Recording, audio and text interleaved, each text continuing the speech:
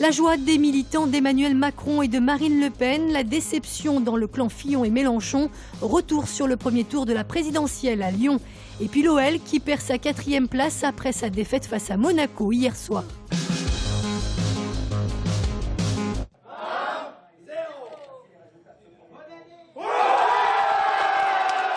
Hier soir, 20h, explosion de joie à l'annonce des résultats du premier tour de la présidentielle au QG d'Emmanuel Macron à Lyon. Le candidat d'En Marche accède au second tour du scrutin en remportant 23,87% des suffrages. Pour ses soutiens lyonnais, le moment est historique, mais c'est aussi une autre campagne qui s'ouvre. C'est cette énergie ce soir qu'on libère en disant on n'a pas fait tout ça pour rien, quoi. Mais ça suffira pas, ça suffira pas. Le vrai pari maintenant, c'est de mettre dans le concret, dans le quotidien des Français, tout ce qu'on a imaginé, tout ce qu'on a élaboré, et surtout de rassembler les autres. C'est un moment unique dans la Ve République, un candidat qui finalement était presque inconnu du grand public il y a encore un an, qui aujourd'hui est en passe de devenir le président de la République. Il va falloir travailler d'arrache-pied pour que le score de Marine Le Pen soit le plus petit possible et se réduise à sa plus simple expression.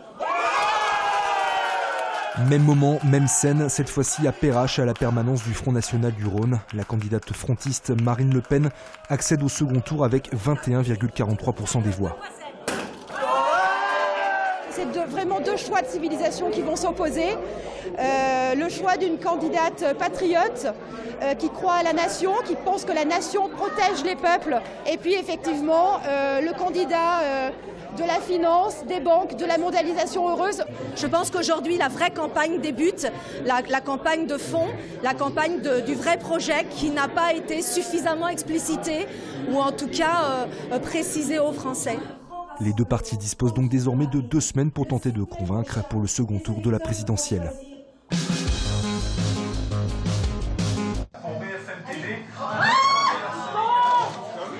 Du côté des non qualifiés, l'ambiance était hier soir nettement plus fraîche. Avenue de Saxe au QG des Républicains du Rhône, l'élimination au premier tour de François Fillon, qui n'a obtenu que 19,94% des voix, fait l'effet d'une douche froide. J'espérais que l'on soit tout de même au deuxième tour. Ce n'est pas le cas, donc c'est forcément une déception.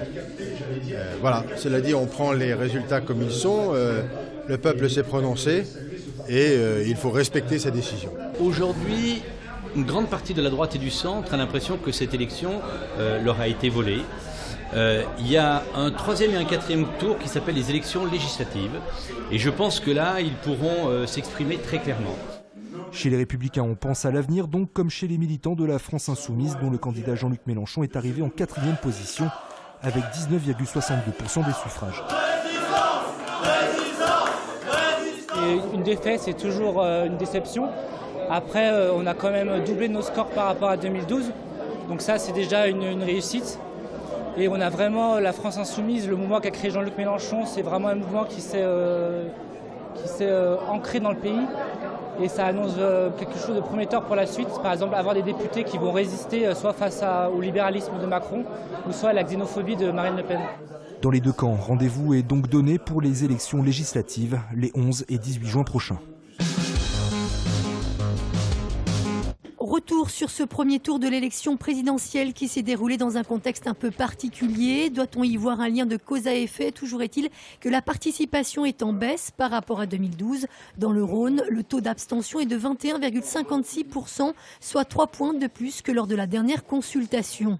Concernant les résultats, c'est Emmanuel Macron qui arrive en tête dans le département avec 26,58% des suffrages, suivi de François Fillon et de Jean-Luc Mélenchon. Résultat quasiment identique dans la métropole de Lyon. Le candidat d'En Marche obtient 27,29% des suffrages devant le chef de file Les Républicains qui obtient 23,01% des voix. Jean-Luc Mélenchon, lui, arrive en 3e position avec 20,56% des votes. À Lyon, le fief de Gérard Collomb, c'est sans surprise Emmanuel Macron qui arrive largement en tête avec 30,31% des voix, suivi là encore de François Fillon et de Jean-Luc Mélenchon. L'ancien ministre de l'économie qui a su convaincre, y compris dans les bastions de droite. C'est le cas à Caluire où il obtient 30,42% des voix devant François Fillon à 29,32%. Mais aussi à Oullins, la ville de François-Noël Buffet qui a fait campagne pour François Fillon. Ici, Emmanuel Macron obtient près de 27% des voix, loin devant le candidat Les Républicains qui obtient 18,07%. Loin de la bataille politique, c'est un tout autre combat qui se déroulait hier soir au stade de Dessine. Lyon affrontait en effet le leader du championnat Monaco. Des Lyonnais qui, comme on pouvait s'y attendre, n'ont pas su créer la surprise.